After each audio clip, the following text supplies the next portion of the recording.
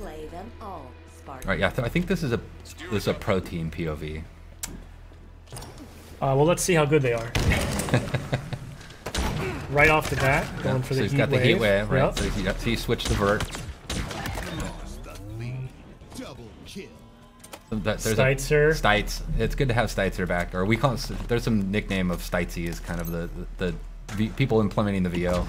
So they threw down a shield, covered the position. Yeah, I like that little peek technique. I haven't personally done that, to be honest. Yeah, I feel like I learned a lot by watching this pro team video actually and how to play it. Like we watch them, we have regular weekly play tests with them. I don't play with them generally because they're so good, and we put our kind of better players up against them. Also noticed that player went straight for the power weapon that spawns on this map in Slayer, which is hard for me to use, if I'm being honest. So you'll see, like, I mean, so you can see the friend foe. That's one of the obvious things you're looking at here. I know Sam was talking about it earlier. This is something that we've continued to kind of iterate and evolve, even beyond this build. I think this might be our main build right now. This power weapon spawns there. The skewer is it's satisfying as heck, but it's hard for me to use. I am worse at that gun than I am with the commando rifle for sure. When you hit a target, like especially a vehicle, it's super satisfying. All right, so he was spectating.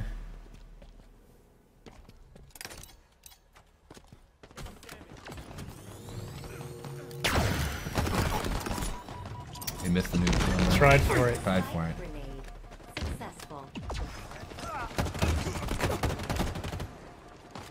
Hard for us to hear in studio, but I believe you'll hear some personal AI coming through. Yeah, you're hearing. There's a few things. So there's the Spartan chatter that we had in Halo 5. It really just kind of brings the battlefield, gives a lot more like reaction feedback to what's going on in the game. But you'll hear this personal AI, and what we did with them is we replaced what was called Spartan Leader, or Team Leader, and it's just a more personal version of that, and they have a lot of personality, and so it lets you kind of swap around and kind of customize that feedback, and they give you a lot of low-level fit. Pulled the power up.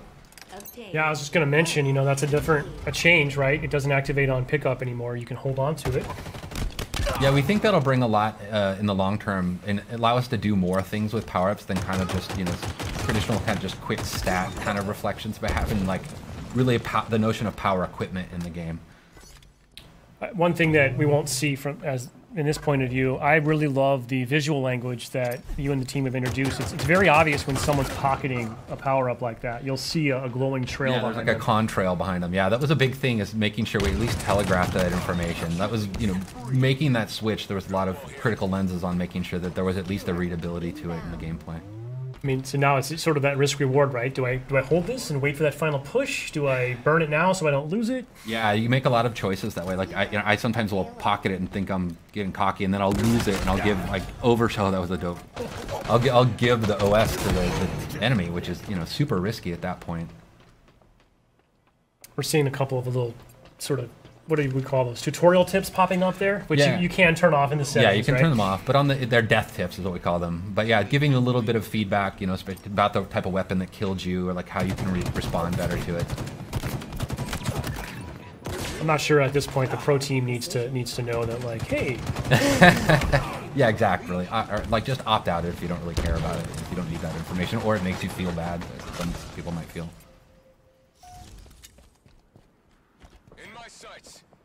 I do love this map. Yeah, the pelicans flying by. It's it's an homage to Sergeant Avery Johnson Academy of.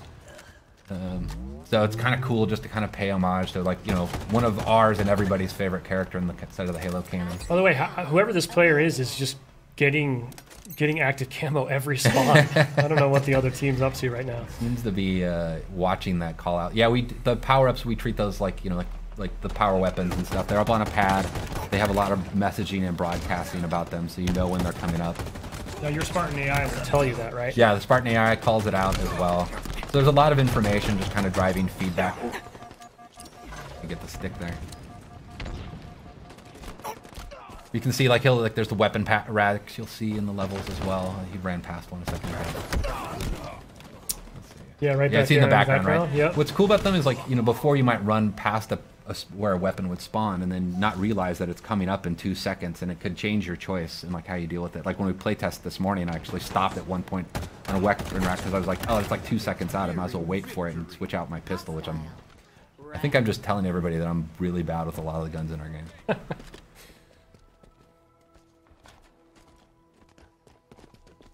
my back.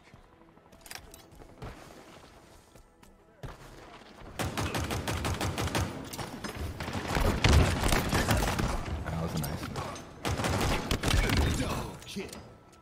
I do love the sidekick.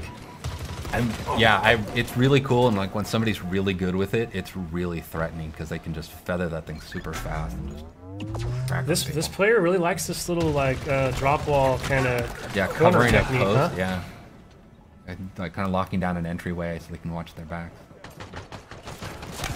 It's neat to watch how people use these, like all the different equipments in different ways. Well, hopefully a lot of players this weekend are going to be lighting this up on social, sharing clips with us, because I can't wait to see just some of the new creative ways that the community at large figures out how to use this new sandbox. Yeah, and it's interesting too, like, I mean, like the way we have our maps tuned, like in our main builds, is they have different equipment and stuff on them, and because we don't have the entire sandbox in the flights, as we swap things out, so it's actually not even the same kind of, basically, map placement path that we would have in the released version of the game. But we, you know, it just at least gives us something so we can get something in there for people to play with.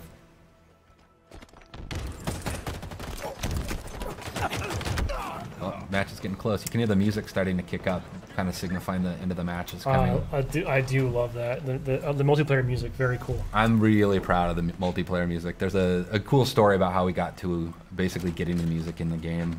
But it really meets this tone. It's something I've really wanted since Halo 4. Was this kind of post-rock soundtrack to the multiplayer. Well, actually just a Halo, but it became one of my goals for multiplayer. Taking damage. Last kill. You've lost a teammate. 5 minutes remaining. Cool.